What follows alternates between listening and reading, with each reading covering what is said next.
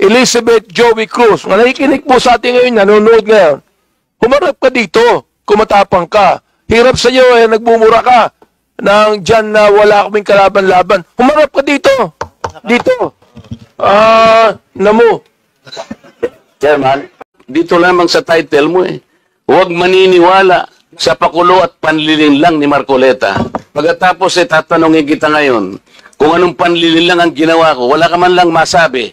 Kaya naman kitang idemanda pero hindi na kita pagtitsagaan Kung ikaw lang, magbibintang ka na pakulo lang lahat ito at ako'y nanlilinlang. Ano ang binibigay mo sa followers mo, Mr. Chair? Wala kang masabi na panlilinlang Ang sinasabi mo ngayon, opinion Pero huwag kang mag-chat na ako'y nanlilinlang ng mamamayang Pilipino. Wala kang masabi ngayon kung ano-anong ginawa ko para manlinlang ako ng Pilipino. Hindi ka abogado Ay kabobohan sa quad. Sayang kuryente sa'yo. Huwag mo sa kanya. Ano yung pack you? Itong mga to, ang tatapang nila Ang tatapang sa pagmumura, nang wala tayong kalaban-laban. Ngayon, pag kaharap dito, hindi makaharap dito. You have the floor right now, Congressman. I just would like to find out if Miss Elizabeth Joey Cruz, a.k.a. Joey Devere, Fivre, was invited. Miss Elizabeth Joy Cruz was invited and she sent an excuse letter via email. Ano po yung kanyang excuse letter? Ano yung dahilan? Gusto ko talagang makita siya at makausap. Sabagat dito minura niya ako. At ang sabi niya, panay kabobohan sa quad. Sayang kuryente sa'yo. Huwag mo sa kanya. Ano yung pack you? Pack you. Hindi ko alam yung pack. Huwag mo na sabihin. Congressman, tutuloy ko lang sa Mr. Chairman, Congressman, don't be so personal. Let's be more comprehensive on this approach. Binabasa ko lang po. Binabasa ko lang Sige, go ahead. I'll give you Pangalawa, November 13, 2024, nagmura na naman siya. Hindi ko na babanggitin yung mura niya.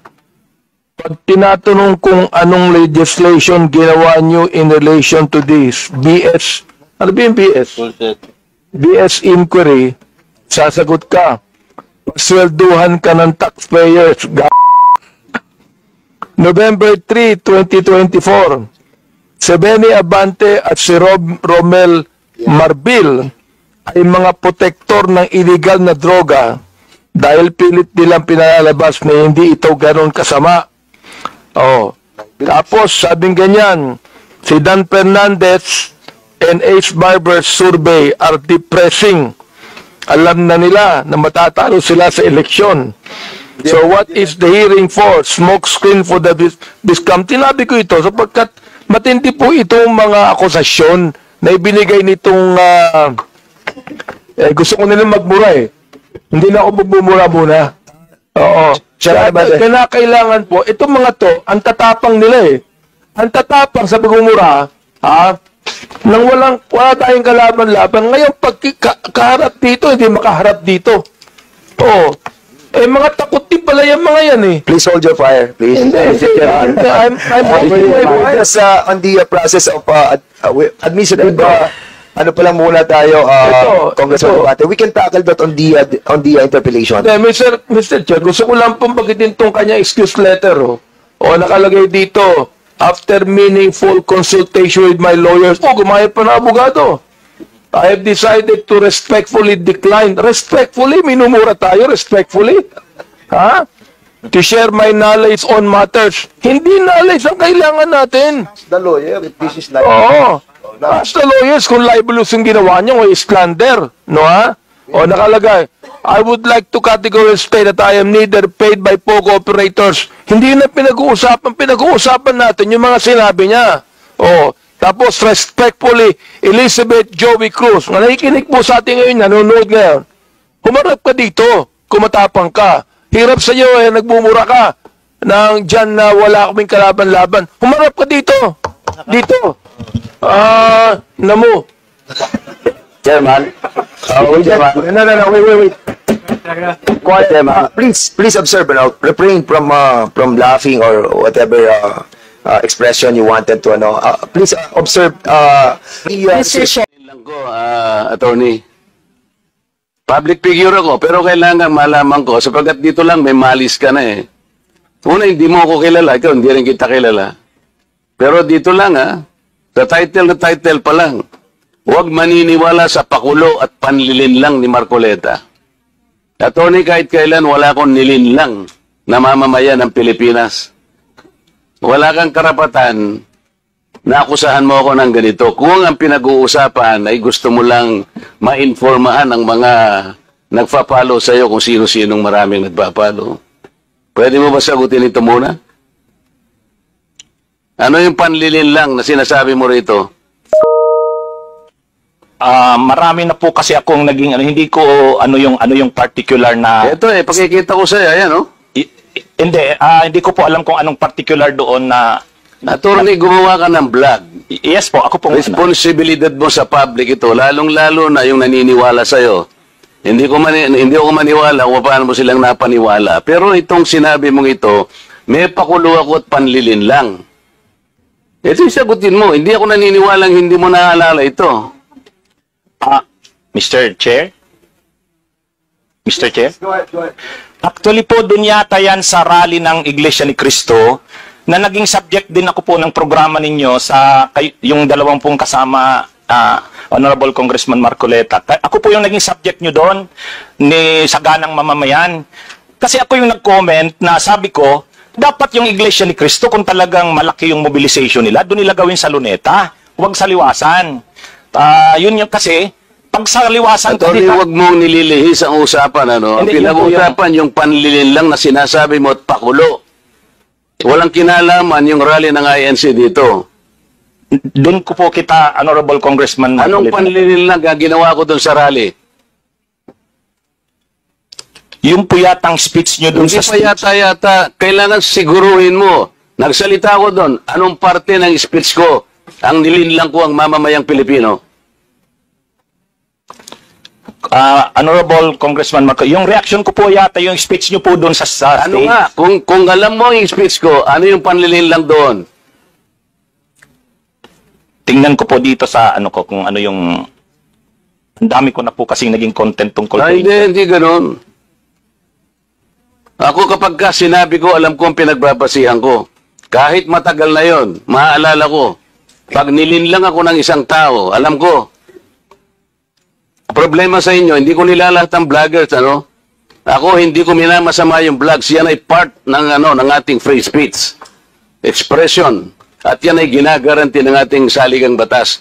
Totoo naman na kapag ka public figures, hindi dapat balat sibuyas. Hindi kagaya ng balat sibuyas ni Kong Barbers, alam ko yan. Pero hindi nangangahulugan. Kailangan i-establish ninyo.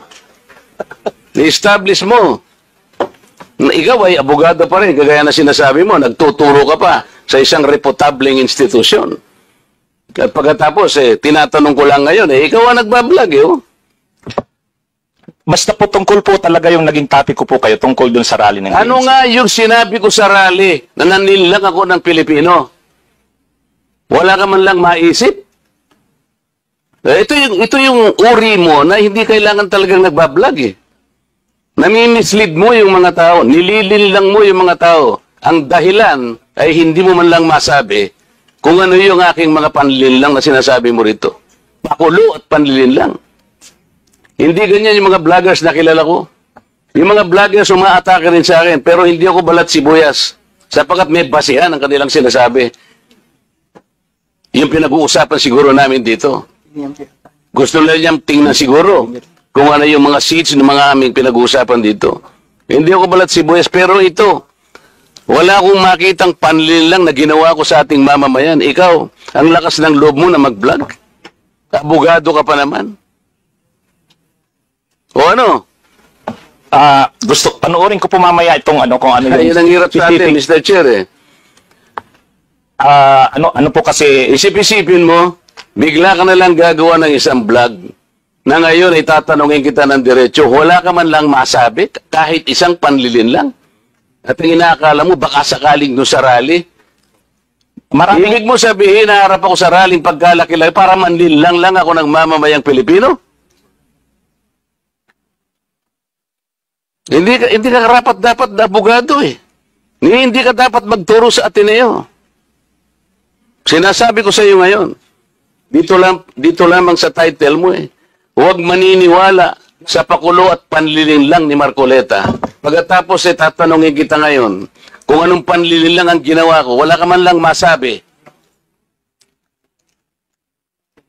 Kaya naman kitang idemanda pero hindi na kita pagtitsagaan eh. Kung ikaw lang. Gusto ko lang malaman ng mga tao na walang basihan tong ginagawa mo. Para sa akin, sapat na. Nakabayaran sa'yo. O total, hindi na siya makakibo, Mr. Chair. Tatigilan ko na siya. Pinanap ko po talaga yung vlog ko na yon kung tungkol saan. So nakita ko na po, October 21 pa po pala yon, 2024. May post kasi si Honorable Congressman Marcoleta, ang post niya, yung tungkol sa pagbisita niya sa Naga. Taga-Naga po kasi ako. Nakipagkita siya kay former Vice President BP Leni. So ang post ni Honorable Congressman Marcoleta, na yun yung mark ng pagiging statesman. Kasi hindi siya kay Duterte, kay Marcos, kay Leni, para sa kanya unity. So yung topic ko, huwag padadala sa pakulo at panlilin lang ni Anong Marcoleta. panlilin lang doon? Yun nga po, explain ko yung sinabi ko. Kasi opinion ko po ito, sabi ko... Oo nga, hindi panlilin lang yon. Nakipag-handshake ako. Kaya nga, ang Sinabi ko, unity begins. Sabihin ko lang po yung sinabi ko doon sa vlog ko. Ang sabi ko lang po, kasi kanina po, tinatanong ako tungkol doon sa vlog ko na yon. Hindi ko talaga maalala sa dami ko ng vlog. So, binasa ko po, pinanood ko. So, tungkol po yun sa post ni Honorable Congressman Marcoleta. Sabi niya, reading from netizens, reactions on my brief and casual meeting with former VP Leni. After my trip to Sipocot, I now realize how really divided our people are. Reaching out to all our leaders can also be personal. Our ability to show our humanity beyond the realm of political. How else are we able to exemplify the true meaning of statesmanship if you refuse to extend your hand to all who wants to grasp it? I believe unity always begins with the handshake. Tapos may picture siya, kasama niya sa PBBM, si Duterte, si Leni, si Sara. Ang reaction ko doon, sabi ko, wag tayong padadala doon sa pakulo na yon at panlilang kasi sabi ko, ang totoong statesman, ang paninindigan niya para sa bayan. Hindi ko nakita kay Congressman Marcoleta na ang mga paninindigan niya sa issue ay para sa bayan. So honest opinion ko po yun. Yung po yung ko. Hindi po ako doon, hindi po malicious yung yung intention ko doon. Mr. Chair, may I react? Yes, of course. Marcoleta, now you have the floor. Pinutol mo lang, attorney. Ang kasunod nun, alam mo, tingnan po ninyo yung record ni ni Congressman Marcoleta. Siya yung nagsara sa ABS-CBN. Ang yabang-yabang niya. Yes. Isipin mo, sasabihin mo sa kanya, you do not even know the issues. Attorney, alam mo ba yung issue sa ABS-CBN? Yes po. What do you know about it? Mr. Chair. You can reply, Attorney Ricky, please. Mahaba po yung mga issues. Pero ang niraise nyo pong issues doon, maraming hindi binabayaran na tax ang ABS-CBN, may mga properties na in-acquire na illegal yung pagkaka-acquire, hindi binabayaran ng mga workers. So, mainly po yun yung nakita kong niraise yung issues nung pinasara yung hindi binigyan ng renew yung franchise. So, Mr. Chair, ano ang panliling lang doon? Ni hindi mo alam yung Philippine Depositary Receipts, ni hindi mo alam yung corporate layering, ni hindi mo alam yung transfer pricing na ginamit nila para magkaroon tax evasion through Big Dipper. Ni hindi mo alam ang napakarami nun. Pagkatapos, magbibintang ka na, pakulo lang lahat ito, tako'y nanlilin lang. Ano ang binibigay mo sa followers mo, Mr. Chair? Wala kang masabi na panlilin lang eh. Ang sinasabi mo ngayon, opinion eh. Pwede kang humabyo ng opinion. Attorney kung talagang attorney ka. Pero wag kang mag-chat na ako'y nanlin lang ng mamamayang Pilipino. You want to reply, Attorney Ricky? Yes, Mr. Chair. Ayun, Okay, yun go po ahead. yung, kaya ko po sinasabi na yung ako naninindigan na yung vlogging ko, hindi po fake news kasi opinion ko po yun. Basta mo na lang sasabihin, Mr. Chair, na opinion mo yun, pero bilang kinarge mo ko na manlilin lang. Hindi ka ba magsasabi ng facts mo kung paano ako nandin lang ng Pilipino? Abogado ka, di ba? Mr. Chair, abogado daw ito eh. Attorney, you want to answer back? Again, Your Honor, yun na rin yung sinasabi kong concepts natin na ang mga public officials, talagang open sila na punahin, i-criticize, medyo masakit minsan, pero yan yung pagkakaiba ng public official sa private citizen. Mr. Chair, hindi siya nagkikriticize eh. Wala kang masabi ngayon kung ano-anong ginawa ko para manlin lang ako ng Pilipino. Hindi ka abogado eh. Hindi opinion ito. Mr. Chair? Yes, sige. Okay na po siguro, kasi marami pa sigurong pag-usapan. Ikaw ang manlilin lang. Okay.